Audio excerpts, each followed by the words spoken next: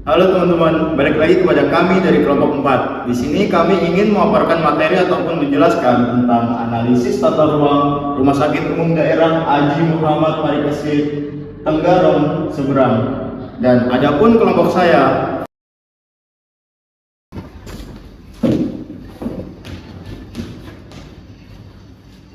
yang pertama ada saya, Ahmad Dua Rezak Purwanto dengan NIM 01.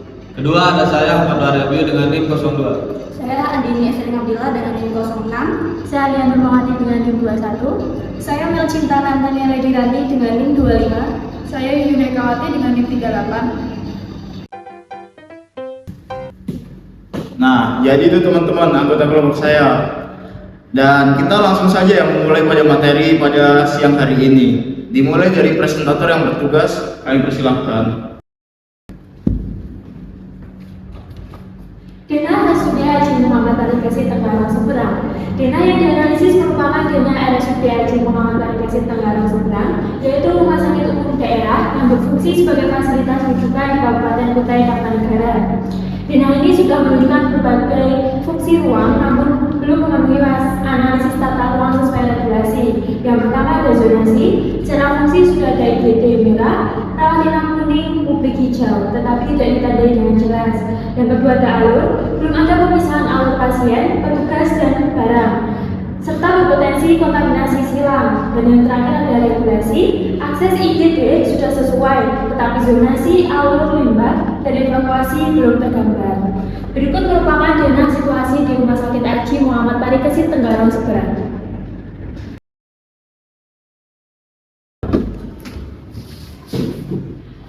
Berikut adalah identifikasi zonasi resiko infeksi. Di sini terbagi menjadi 3, ada zona merah dengan resiko tinggi, zona kuning dengan resiko sedang, dan zona hijau dengan resiko rendah. Untuk yang zona merah, di sini area pelayanan pasien kritis dan infeksius pada RSUD Haji Muhammad Parikesit. Zona merah ini mencakup ada IGD, kamar operasi atau OK, ICU, dan juga ruang isolasi. Untuk IGD telah ditempatkan di sisi barat dengan akses ambulan langsung dari jalan utama sesuai dengan Permenkes nomor 40 tahun 2022. Untuk yang zona kuning, di sini area pelayanannya pasien umum yang stabil dengan Permenkes nomor 27 tahun 2017 mengharuskan ventilasi minimal 6 kali pertukaran udara per jam dan pemisahan alur pasien infeksius dan non-infeksius. Untuk zona kuningnya ini meliputi gedung rawat inap, Engga, Uai, Kasuari, Elang, Garuda, dan Merak, serta poliklinik rawat jalannya.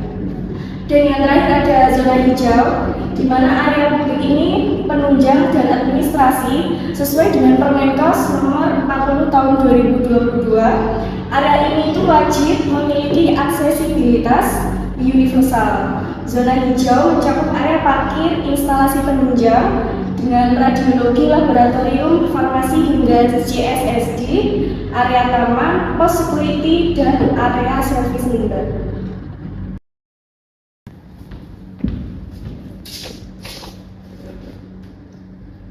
Baik, untuk selanjutnya di sini ada evaluasi kesesuaian alur pasien, petugas, dan juga barang menurut Permenkes nomor 40 tahun 2022. Untuk yang pertama yaitu alur pasien. Pasien masuk melalui jalur utama dan IGD. Alur menuju pelayanan dari rawat jalan atau rawat inap sudah cukup jelas.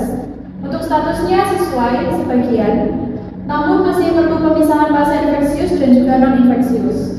Untuk alur petugasnya tidak terlihat jalur khusus petugas pada denah. Berpotensi menggunakan jalur yang sama dengan pasien. Statusnya perlu perbaikan, tidak sesuai dengan prinsip pencegahan infeksi karena berpotensi terjadi persilangan. Untuk alur barang bersih dan juga kotor, tidak tergambar pemisahan jalur barang bersih dan juga limbah medis. Area servis atau limbah tidak terlihat jelas pada denah. Untuk statusnya sendiri perlu perbaikan, belum memenuhi prinsip one way flow sesuai dengan regulasi. Nah, untuk selanjutnya evaluasi dilakukan terhadap alur pasien, petugas, serta barang bersih dan barang kotor atau limbah berdasarkan Permenkes nomor 40 tahun 2022 dan juga Permenkes nomor 27 tahun 2017. Jadi ketiga alur tersebut tidak boleh saling bersilangan untuk mencegah kontaminasi silang. silang. Untuk alur pasien di sini menggunakan kode merah, masuk melalui 2 jalur utama dan juga sudah terpola dengan baik menuju IGD maupun pelayanan rawat jalan atau rawat inap, statusnya sudah cukup sesuai. Untuk alur petugas di sini kodenya biru, sudah dipisahkan dari alur pasien, namun masih terdapat potensi irisan di daerah gedung tenggang. Statusnya perlu perbaikan. Untuk alur barang besi, oranye, dan juga barang kotor atau limbah dengan kode umum sudah dibedakan dengan adanya area servis khusus di sisi barat daya, namun pemisahan belum tegas pada area transisi antar gedung. Statusnya perlu perbaikan. Baik, untuk selanjutnya metrik evaluasi kesesuaian tata ruang. Yang pertama adalah zona risiko infeksi merah, kuning, hijau. Dasar regulasi Permenkes 40 2022 sesuai untuk keterangan zonasi sudah ditandai dengan kode warna yang jelas pada adanya. Untuk nomor 2 alur pasien, tukang dan pengunjung. Permenkes 40 2022 dan 27 2017 perlu diperbaiki. Masih ada potensi irisan atau pasien dan petugas di area gedung tunggal. Untuk ketiga, pemisahan alur barang bersih dan kotor atau limbah. Permenkes 27 2017 perlu diperbaiki. Belum sepenuhnya tegas pada area transisi antar gedung rawat inap. Nomor 4 ada akses IGD dari jalan utama. Permenkes 40 2022 sesuai. IGD di sisi barat dengan akses ambulan langsung dari jalan utama. Nomor 5 area parkir menandai dan terpisah. Permenkes 40 2022 sesuai parkir mobil, motor, karyawan dan pengunjung sesuai ketersediaan dan terpisah. 6 area servis limbah terpisah dan jalur umum. Permenkes 27 2017 sesuai. Area servis di sisi barat daya sudah terpisah dari jalur umum pengunjung. Nomor 7 aksesibilitas universal. Disabilitas lansia. Permenkes 40 2022 perlu perbaikan. Fasilitas aksesibilitas belum teridentifikasi eksplisit pada adena. Nomor 8 jalur evakuasi dan titik kumpul K3. Permenkes 40 2022 perlu perbaikan, belum tercantum dalam catatan karena belum terrealisasi secara fisik di lapangan. Nah, berikut rekomendasi perbaikan di RSUD Haji Muhammad Parikesit Tenggaru Serdang yang kami buat. Di sini kita sudah membuat daerah baru yang sudah memisahkan keterangan zonasi, ada zona merah, kuning, hijau. Selain itu kita juga sudah menyatakan legenda seperti P untuk tempat parkir dan juga lain-lainnya, ada tempat ambulan juga. Kemudian ada keterangan bangunan seperti ini, ada IGD, enggang sebagai ruang rawat inap, rawat inap dan lain-lainnya. Selain itu kita juga sudah membuat keterangan alur, ada panah merah untuk alur pasien, panah biru alur petugas, panah kuning putus-putus untuk alur barang bersih, panah ungu putus-putus untuk alur barang kotor, dan panah hijau sebagai alur pengunjung. Kemudian untuk rekomendasi perbaikan tata ruang berbasis regulasi, rekomendasi yang pertama, optimalisasi zonasi risiko infeksi ada merah, kuning, dan hijau sesuai dengan Permenkes nomor 40 tahun 2022, di mana zonasi belum ditandai secara visual dan belum ada pembatas tegas antar zona. Tindakan perbaikan memberikan penandaan warna zona, pembatas fisik, serta kontrol akses antar zona untuk mencegah perpindahan tidak terkontrol. Kemudian yang kedua, penegasan pemisahan alur pasien dan petugas sesuai dengan Permenkes nomor 40 tahun 2022 dan juga Permenkes nomor 27 tahun 2017. Masih terdapat potensi persilangan alur di gedung enggang atau rawat inap yang membuat koridor terpisah atau penandaan lantai yang jelas serta menerapkan sistem one way flow. Kemudian yang ketiga, penguatan pemisahan alur barang bersih dan kotor atau limbah sesuai dengan Permenkes nomor 27 tahun 2017, di mana permasalahannya masih ada pemisahan alur belum tegas pada area transisi antar gedung. Menyediakan jalur fisik terpisah seperti koridor, lift khusus untuk barang bersih dan kotor. Kemudian yang keempat ada penyediaan fasilitas aksesibilitas universal, di sesuai dengan Permenkes nomor 40 tahun 2022.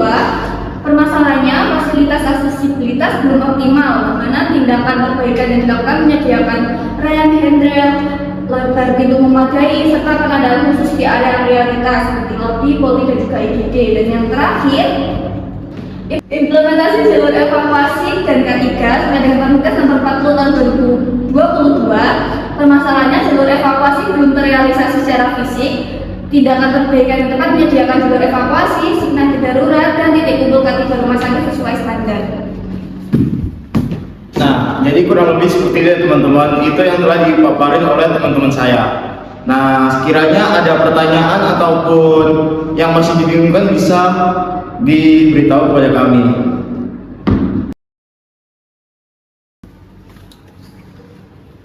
Izin bertanya, mengapa pemisahan alur pasien, petugas, dan barang menjadi aspek penting dalam tata ruang rumah sakit?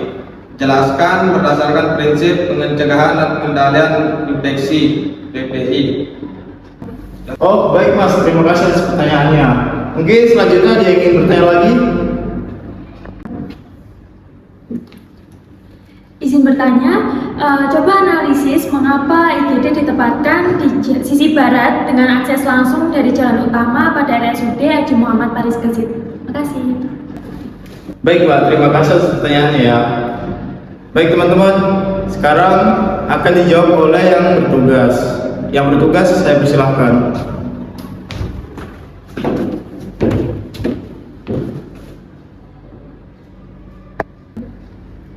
Baik, saya akan menjawab pertanyaan dari penanya nomor 1. Kalau menurut saya, pemisah alur pasien, petugas, dan barang itu sangat penting karena berkaitan langsung dengan pencegahan penyebaran infeksi di rumah sakit.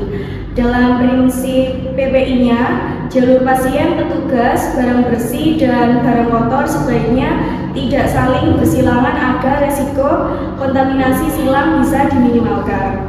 Selain menjaga keamanan dan keselamatan pasien, pemisahan alur juga membuat pelayanan menjadi lebih tertata dan juga efisien. Dengan alur yang jelas, aktivitas di rumah sakit bisa berjalan lebih lancar dan nyaman bagi pasien maupun tenaga kesehatan.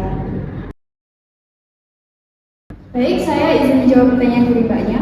Untuk IGD sendiri ditempatkan di sisi barat dengan akses langsung dari jalan utama agar ambulan dan juga pasien gawat darurat dapat segera masuk tanpa terhambat area lain yang ada di rumah sakit. Jadi penempatan ini tujuannya itu untuk mempercepat penanganan medis, kemudian mempermudah akses kendaraan darurat, serta mengurangi keterlambatan tindakan pada pasien kritis.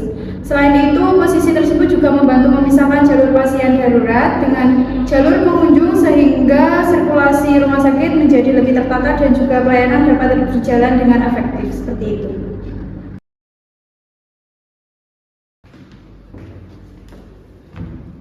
Nah, kurang lebih seperti itu ya Mas, Mbak jawabannya. Jawaban itu pun sekaligus mengakhiri dari presentasi kita pada siang hari ini.